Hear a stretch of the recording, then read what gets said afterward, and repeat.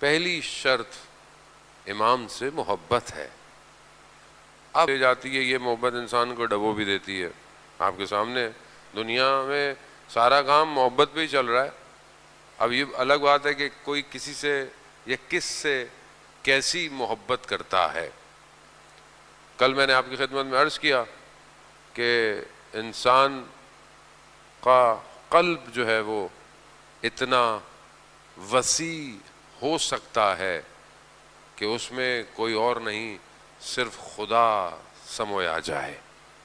وہ انسان کا قلب اتنا وسیع ہو سکتا ہے.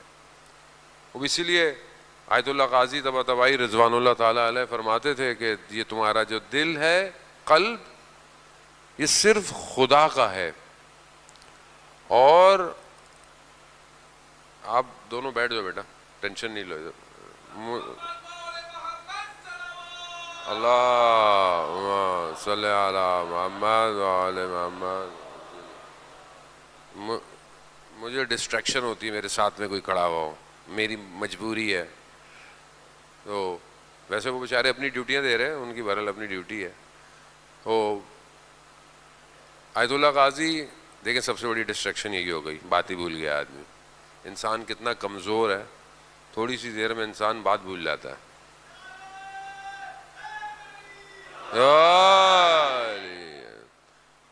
اسی لیے ایسے انسان کو تکبر نہیں کرنا چاہیے کہ جو لمحہ پچھلی بات ہی یاد نہیں رکھتا، وہ کیا اپنے بارے میں غرور کے ساتھ زندہ ہے. اگر اس لیے تو مولا امیر فرماتے ہیں نا نہج البلاغہ میں بھی اور میں کہ دنیا میں بہترین چیز کیا ہے؟ پینے کی پانی ہے، مگر مارا مارا پھرتا ہے پہاڑوں میں زمینوں میں گھومے جا رہا ہے، لیکن بہترین چیز ہے پانی نہ ملے مر جائے آدمی. بہترین سواری گھوڑا ہے، ایسے ہی گھومے جا رہا ہے جنگلوں میں. خوب یہ دنیا ایسی ہے، دنیا انسان کو جو ہے وہ کہیں کا نہیں چھوڑتی ہے. جانے محترم آیت اللہ غازی فرماتے ہیں کہ تمہارا دل صرف خدا کے لیے ہے، اسے کسی اور کو کرائے پہ مت دینا. وہ مگر انسان کے دل کی کھڑکیاں ہر گلی میں کھل رہی ہیں، ہر جگہ کھل رہی ہیں. انسٹاگرام، ٹک ٹاک، سنیپ چیٹ، یوٹیوب. تھوڑی تھوڑی دیر میں انسان دل جو ہے وہ اپنا اتنا کمزور ہے. وہ یہی دل ہے جو انسان کو فساد کی طرف لے جاتا ہے. وہ دیکھیں ہم نے کل آپ کی خدمت میں ذکر کیا عزیزان محترم کہ اللہ نے قرآن کو عقل پہ نہیں اتارا. کہیں بھی آپ دیکھیں کہ اللہ نے کہا کہ ہم نے قرآن کو عقل پہ اتارا نہیں. زمین اور آسمان، پہاڑ، سب پہ خدا نے عرضہ کیا کہ چاہیے، سب نے انکار کر دیا. کیوں؟ کہا ہم اس امانت کو برداشت ہی نہیں کر سکتے، یہ اتنی بھاری امانت ہے. کہاں اترا؟ قلب پیغمبر پہ اترا. یعنی قلب پیغمبر میں اتنی وسعت کہ قرآن جو ہے وہ اس میں سما گیا آ کے. اور عزیزان محترم اب اگر انسان چاہتا ہے کہ انسان ترقی کی طرف، رشد کی طرف، جو ہماری گفتگو ہے، انسان اپنے اندر تحول پیدا کرے، تبدیلی ایجاد کرے، تو اسے اپنے قلب کی اصلاح کرنی پڑے گی. قرآن چند قلوب کا ذکر کر رہا ہے. پہلا ایک قلوب وہ ہے جس میں ایمان بھی ہے اور منافقت بھی ہے.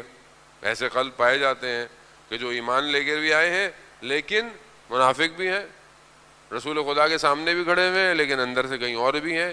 وہ ویسے ہے، انسان منافقت کی طرف ہے. ایک قلب ایسے ہے، قرآن کہہ رہا ہے ہم نے ان قلوب پر مہر لگا دی ہے، ان پہ ہدایت نہیں ہوگی. وہ بھی قلب ہے، اللہ نے نہیں کہا کہ میں نے عقلوں پہ مہر لگائی ہے، نہیں. قلب بہت امپورٹنٹ ہے عزیزان محترم. کاش کہ ہم چند دنوں میں اس قلب کو سمجھ جائیں کہ یہ قلب ہے کیا، اس کی کتنی ضرورت ہے اور انسان کتنا اس کے ذریعے سے عالم کا مشاہدہ کر سکتا ہے.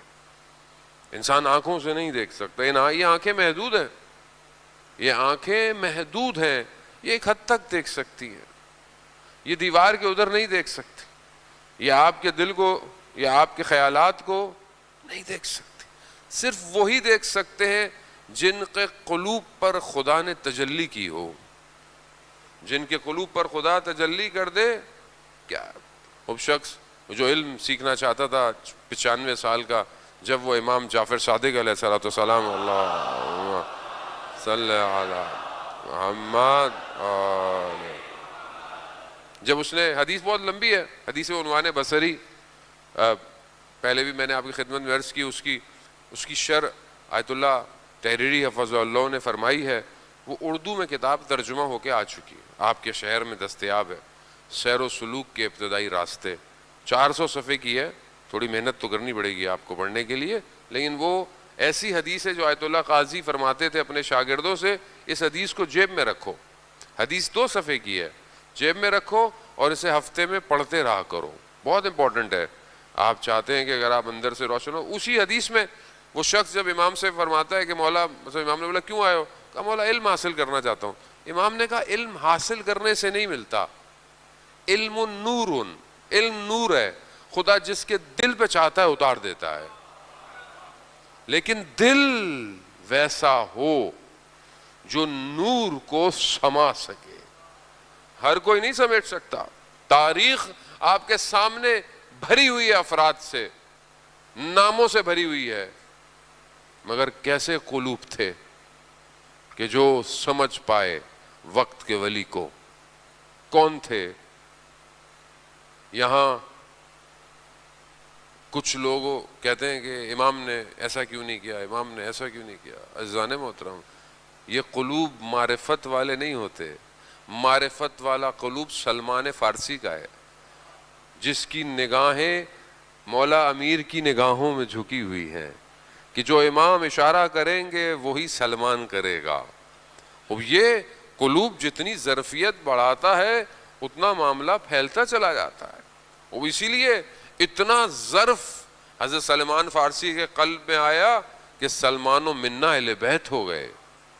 اب یہ آسان نہیں ہے، ملک اشتر دشمن کے خیمے تک پہنچ گیا، تلوار کی زد میں دشمن ہے، امام نے کیا کہا؟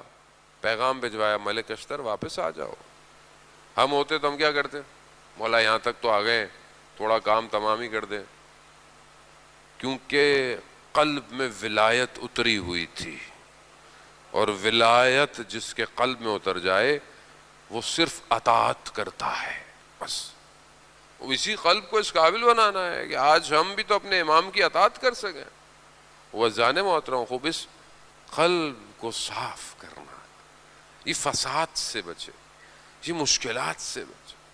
آج دنیا جو کام کر رہی ہے، کیونکہ دشمن شناسی بہت مہم ہے جانے محترم، دشمن کو پہچاننا بہت مہم ہے۔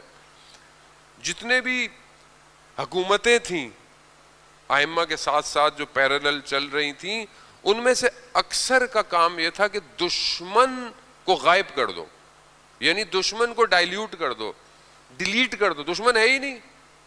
یعنی مثال کے طور پر آپ کے موبائل میں جو ہے وہ ہیش ٹیگ کا بٹن غائب ہو جائے، اب آپ کو بولیں کہ آپ نے موبائل چارج کرنا ہے تو آپ بولیں گے بھائی وہ ہیش ٹیگ ہی نہیں ہے تو اب تو کال ہی کرنی پڑے گی یا کچھ اور، یا تو تم ڈال دو میرے موبائل میں آپشن نہیں ہے۔ وہ دشمن کو تاریخ میں ڈیلیٹ کر دیا گیا تاکہ لوگوں کو یہ پتہ ہی نہ چلے کہ دشمن بھی ہے یا نہیں ہے، جبکہ قرآن واضح کہہ رہا ہے کہ تمہارا سب سے سخت، واضح، عیاں، روشن دشمن شیطان ہے، لیکن ہم اتنے سکون میں گھوم رہے ہیں، ہمیں پتہ ہی نہیں ہمارا دشمن ہے بھی کہ نہیں ہے۔ دشمن کا کام کیا ہے؟ آداب الصلاۃ کے اندر بھی اور باقی کتابوں میں کہ دشمن شیطان سب سے بڑا دشمن، اس کا کام کیا ہے؟ اس کا لشکر ہے پورا، شیطان کا پورا لشکر ہے۔ آپ اتنے آرام سے اپنے قلوب تک نہیں پہنچ سکتے۔ آپ چاہیں کہ میں رات کو جاؤں اور بس میرا قلب اتنا روشن ہو جائے کہ مجھے زمین اور آسمان کے راز سنائی دیں، خوب یہ اتنا آسان نہیں ہے۔ کیونکہ شیطان پورے لشکر کے ساتھ آپ کی توجہ کو اپنی طرف کر دیتا ہے۔ نہیں پتا 2 فرشتے حساب لکھ رہے ہیں، یقین ہے کہ نہیں ہے؟ پھر بھول کیوں جاتے ہیں غلطی کرتے وقت؟ جب آپ کو پتا ہے کہ ایک بندہ آپ کے اعمال لکھ رہا ہے پھر بھی غلطی کر رہے ہیں آپ، اس کا مطلب کیا ہے؟ اس کا مطلب اگر آپ کی توجہ ہو، اعمال لکھے جا رہے ہیں تو آپ کیا، آپ روڈ پہ جا رہے ہو، پولیس کھڑی ہوئی ہو، کیسے انسان شریف بن جاتا ہے؟ بڑا تھوڑا آدمی الگ بات ہے ہماری پولیس اچھی ہو، انشاءاللہ کہ اچھی ہے، بیچاری خدمت تو کرتی ہے اپنے حساب سے، وہ آپ کیمرے لگے ہوئے ہوں، چالان ہو جائے گا، گاڑی بند ہو جائے گی، آپ کتنے شرافت سے جائیں گے؟ تو یہ جو چالان لکھنے والے بیٹھے ہوئے ہیں یہ نظر نہیں آ رہے؟ قرآن سورہ بقرہ میں سب سے پہلے کیا ہی رہا ہے کہ ایمان بالغیب لے کر آؤ، غیب پہ ایمان لے کر آؤ، یہ غیب ہے یہ. لیکن کیوں؟ کیونکہ ان شیطان نے اتنا پیکج چلایا ہوا ہے کہ انسان کو پتہ ہی نہیں چلتا.